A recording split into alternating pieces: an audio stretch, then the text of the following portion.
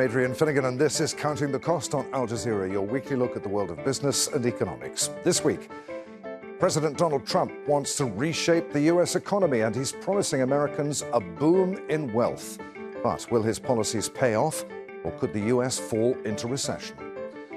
And Trump says he wants to secure shipping routes in the Red Sea. He's taken aim at Yemen's Houthis, who are behind the attacks in the waterway, but will that help to protect global trade? And shock therapy in Ghana. The government says that it will scrap levies on consumers as it makes steep spending cuts. But will that help fix the economy and reduce debt?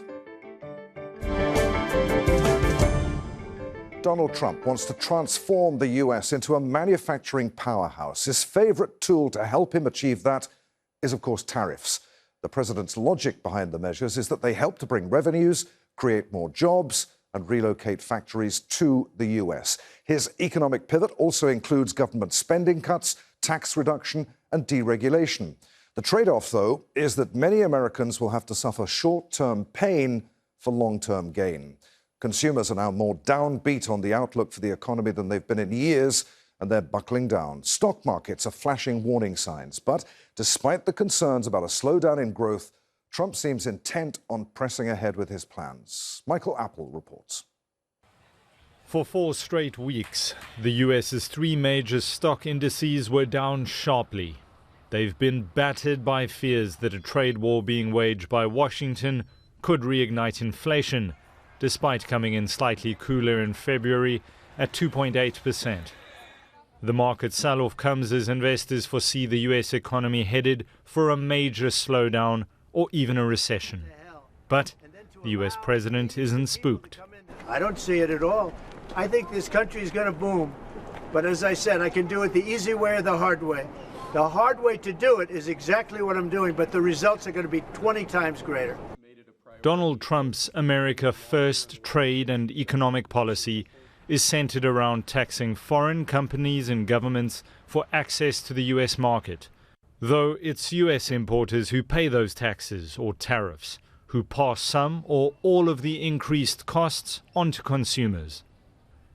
The president's policies break with decades of free trade agreements, targeting friends and foes alike. The tariffs are having a tremendously positive impact. America's biggest trading partners, Canada, Mexico and China, even the EU, all face tariffs.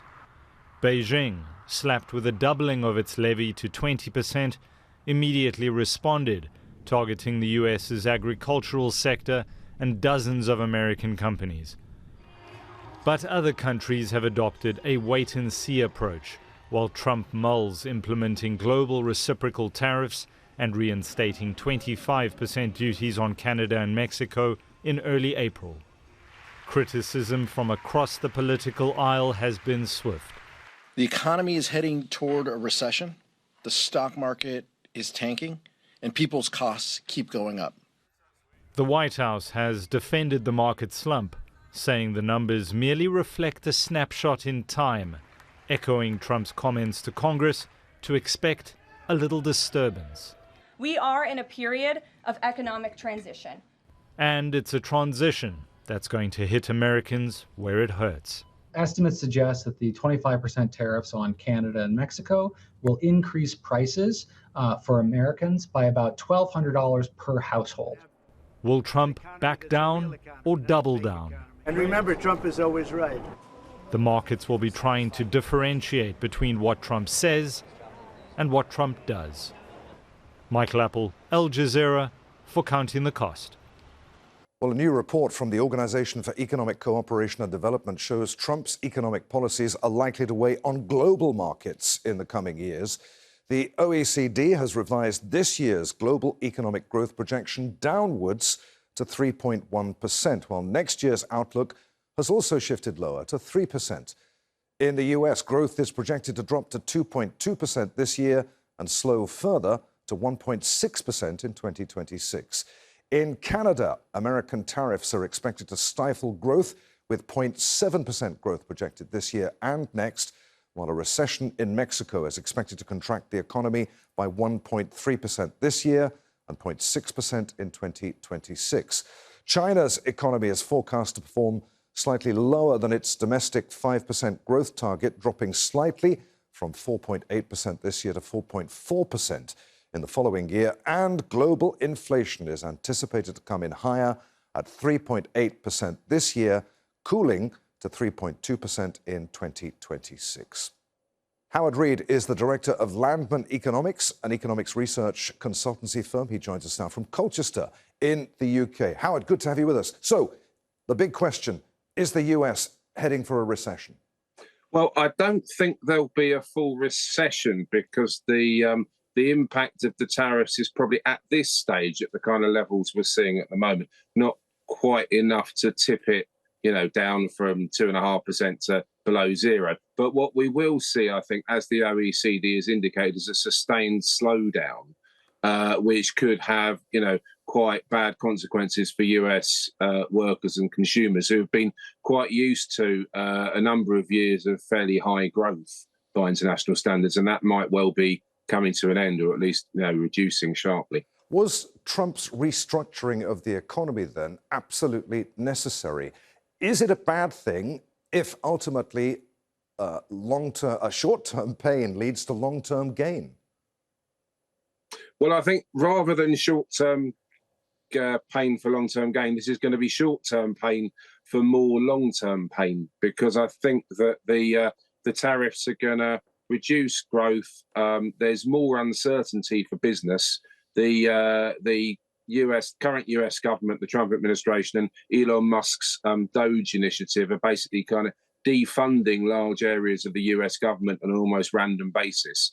And it's very hard to see how you maintain a high rate of growth and an efficient, modern, industrialized economy in the face of that kind of disruption to kind of everyday proceedings. To what extent, then, is President Trump gambling with the economy here and with the economic well-being of Americans? Oh, he's totally gambling with the economic well-being of Americans and people abroad as well. I mean, the experience we have of large-scale tariffs, the most recent experience in the 1930s, where at one stage, 25% of American workers were unemployed. Now, that wasn't all due to tariffs, but some of it certainly was. And if we see escalating tariffs, going to 50%, 100%, I think that's undoubtedly going to reduce growth, both in the US and in countries it trades with a lot, like Canada, China, and the EU, as the OECD has already indicated. All right, so he may be gambling with the economy, but is it a safe bet? How can President Trump be so sure that tinkering with the economy as he is going to work? Well, the reason is that Donald Trump, I think, doesn't really understand economic policy and views everything as a kind of, negotiation where he's got to have the strongest hand to play. And so he doesn't want to appear weak to other countries. He thinks that other countries have been exploiting the US in some fashion or other. And so the idea of the tariffs is to kind of get even. But of course, that ignores the fact that most countries will reciprocate and just creating an increase in costs for doing business on both sides of the border in the US and elsewhere. And it's very hard to see how that is going to help American businesses. We're already hearing reports that, Canada's taking products like American bourbon and other consumer items off the shelf. So if American businesses can't sell their product abroad, how are they going to grow? It just doesn't make any sense. Is Trump's tinkering to the benefit of anyone other than short sellers? You mentioned a country like China. Could this be to China's advantage? Could we see China overtaking the US to become the world's leading economy?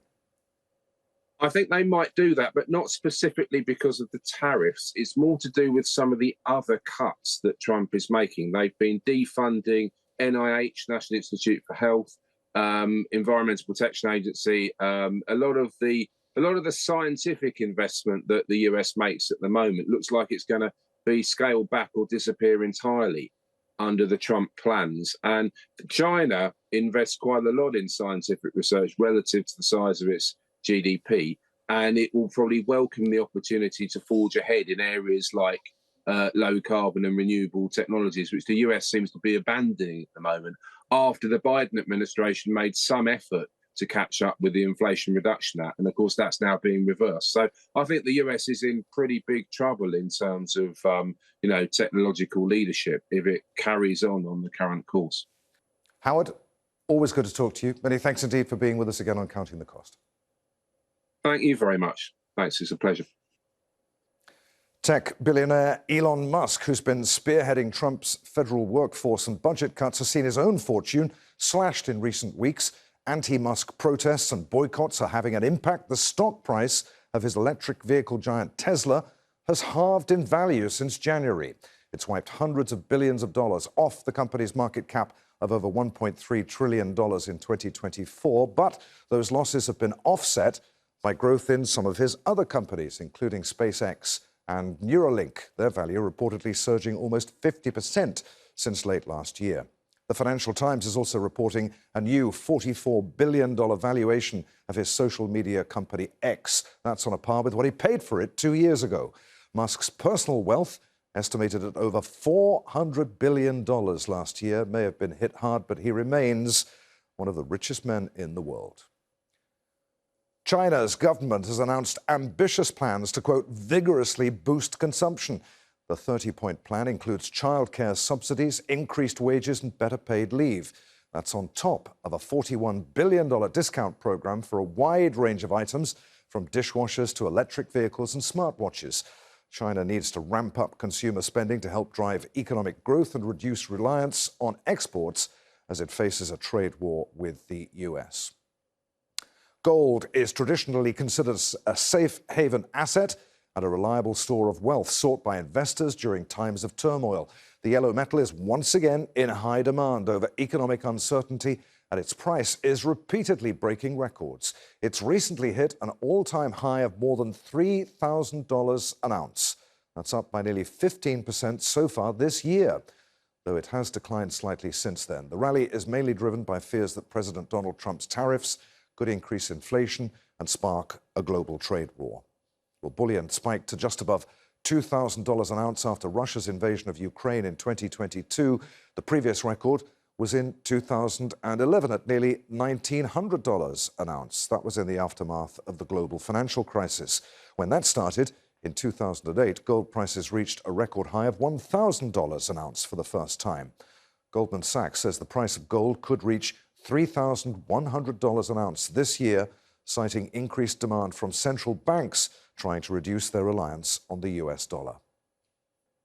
Houthi attacks on Red Sea shipping have disrupted global supply chains, pushing up transit time and costs. The armed group has targeted Israeli and commercial vessels since early in Israel's war on Gaza, saying that the attacks are a show of solidarity with Palestinians. But the US says the assaults are affecting its economic and national security and that it aims to reopen international shipping lanes. President Donald Trump has launched the largest US military operation in the Middle East against Yemen's Houthis since taking office for a second term. The armed group says that it will hit back, targeting American ships. So could the global shipping industry face a major crisis? We'll discuss that with our guest shortly. But first, let's have a look at what's at stake in that Red Sea corridor. The waterway connects the Indian Ocean to the Mediterranean through Egypt's Suez Canal. It serves as the fastest and shortest passage for container shipping between Asia and Europe, and facilitates up to 12% of global trade, transporting more than $1 trillion worth of goods each year, including oil and gas. Since Houthi attacks began in 2023, container shipments in the region have plummeted by 75%. Before those attacks, 25,000 ships passed through the Red Sea every year. That number dropped to 10,000. The majority of vessels linked to the US, EU and UK are now rerouted around the African continent. That adds 10 days to a journey at the extra cost of $1 million in fuel per trip. Now, the attacks have also pushed up insurance premiums and the cost of containers. The price to move a 40-foot steel box went up from $1,600 in 2023 to $6,000 last year. Stavros Karamperidis is a lecturer in maritime economics at the University of Plymouth. He joins us now from Plymouth in the UK. Good to have you with us, Stavros. How damaging then to global trade and the shipping industry in general have these attacks by the Houthis in the Red Sea been? They're damaging us, as you've seen, a lot, shipping, because we have to reroute, and that rerouting is an additional 40% of distance that we have to cover in terms of vessels going from Asia to Europe or from Asia to America, because some of them they used to go through the Suez Canal.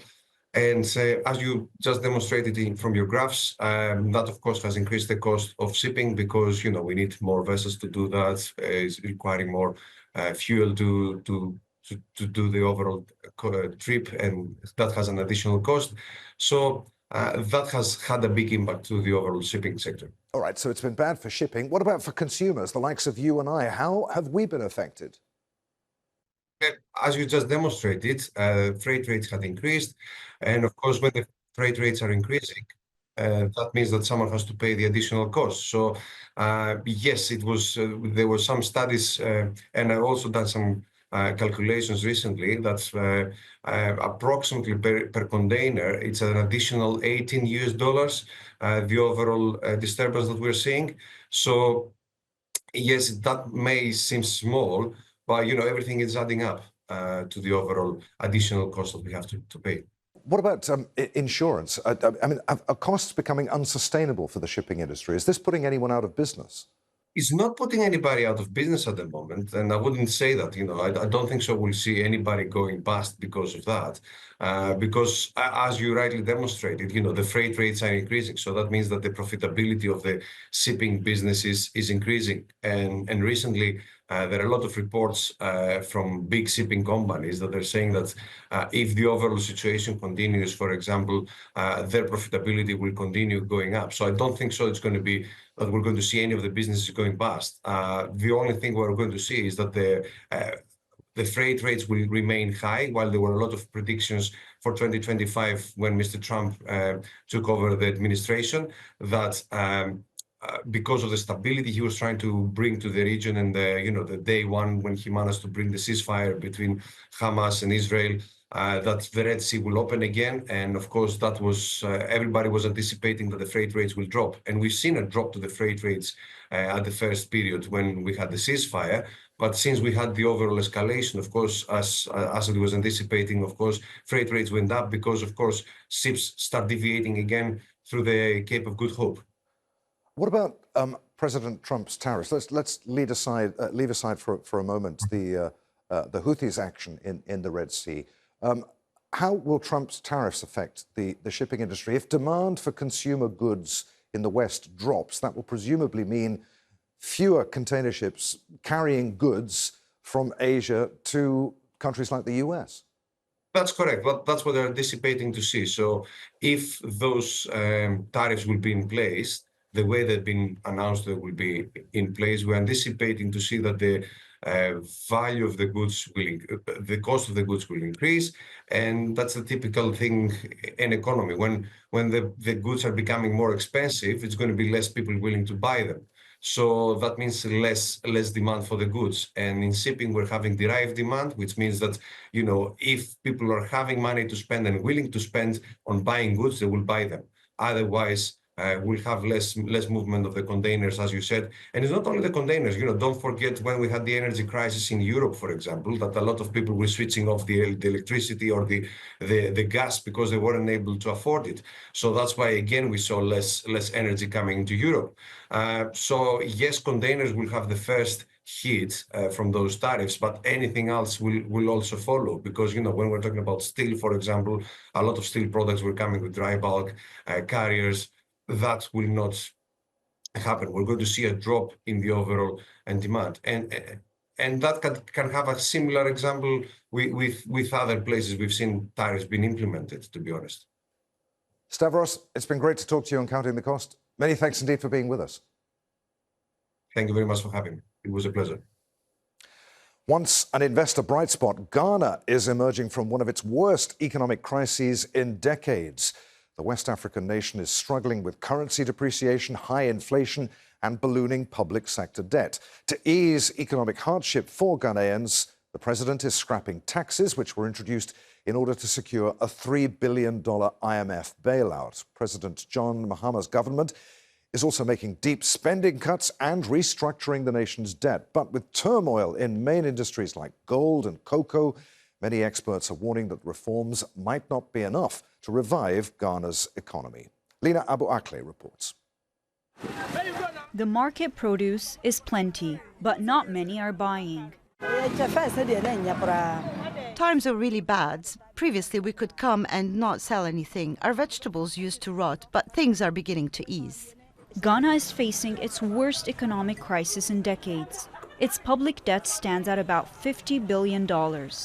And Ghana's new president, albeit back for a second time, hosted a national economic dialogue where the public and private sectors and economists all came together to find solutions. We're gathered here to reclaim our country's economic strength and emerge as a beacon of progress on the African continent. Not only a beacon of democracy, but a beacon of economic prosperity. Desperately broke, desperately in need of hard decisions, desperately in need of what they are now fashionably calling a reset.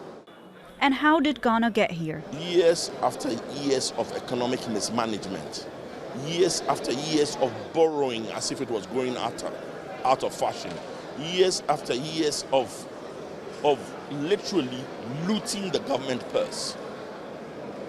That's how we got here.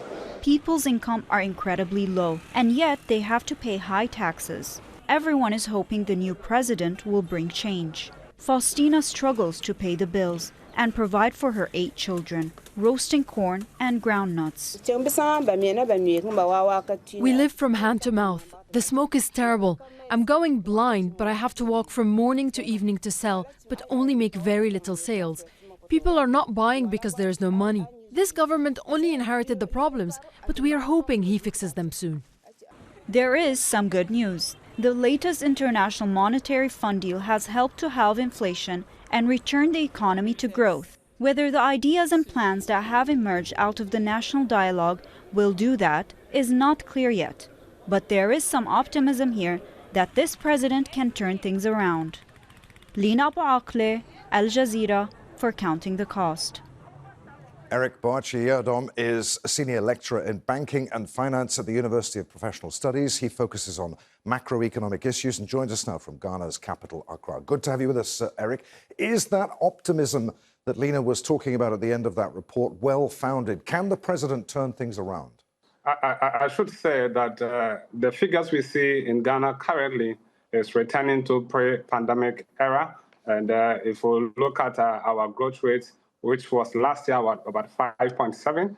You look at our debt to GDP, which is around 61%.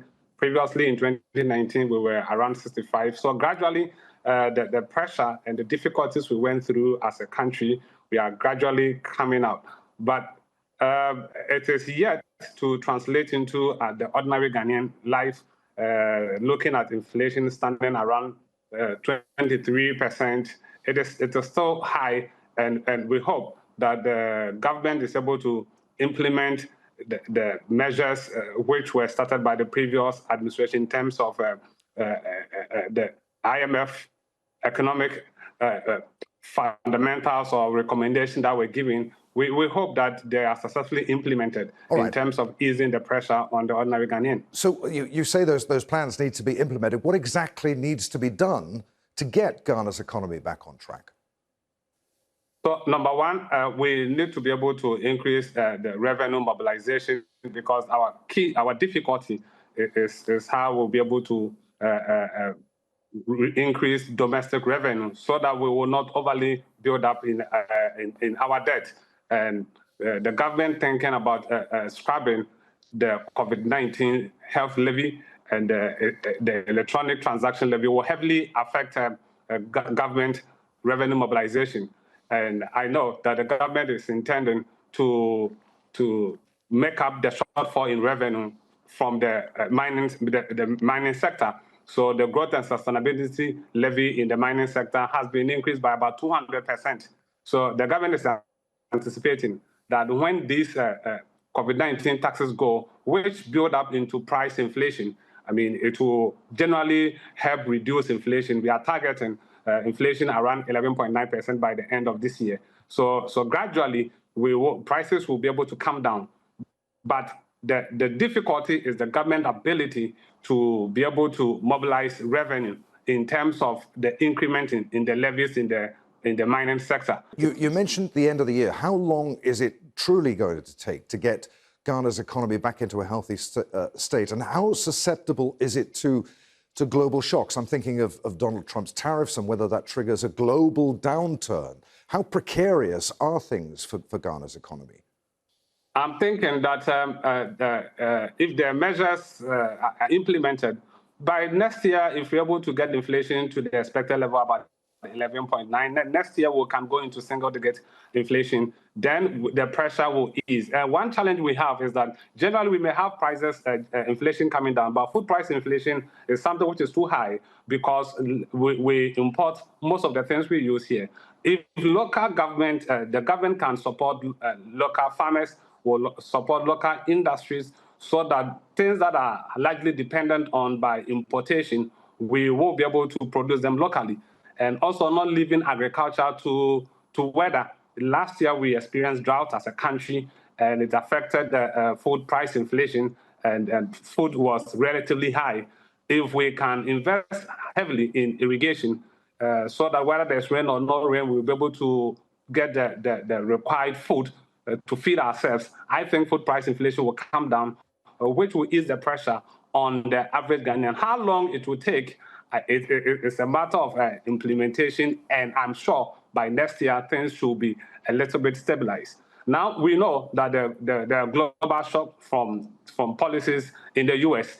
and one of the things that is affecting government revenue is a cut in U.S. aid-supported programs and projects, which government is trying to find a way to support itself. So yes, the global shock will affect us in terms of U.S. support in some key sectors, and that if we do not find a way to fill the void in terms of these shocks, I'm sure that the targets that we've set ourselves for this year and next year, we will not be able to achieve it. So the key driver to achieving the target is government ability to mobilize domestic revenue. Eric, it's been really good to talk to you on Counting the Cost. Many thanks indeed for being with us. Thank you for having me. And that's our show for this week. If you'd like to comment on anything that you've seen, I'm at A. Finnegan on X. Try to remember to use the hashtag AJCTC, or you could drop us a line. Countingthecost@aljazeera.net is our email address. As always, there's plenty more for you online at aljazeera.com/CTC. That takes you straight to our page, and there you'll find individual reports, links, and entire editions for you to catch up on. But that's it for this edition of Counting the Cost. I'm Adrian Finnegan from the whole team here. Thanks for being with us. The news on Al Jazeera is next.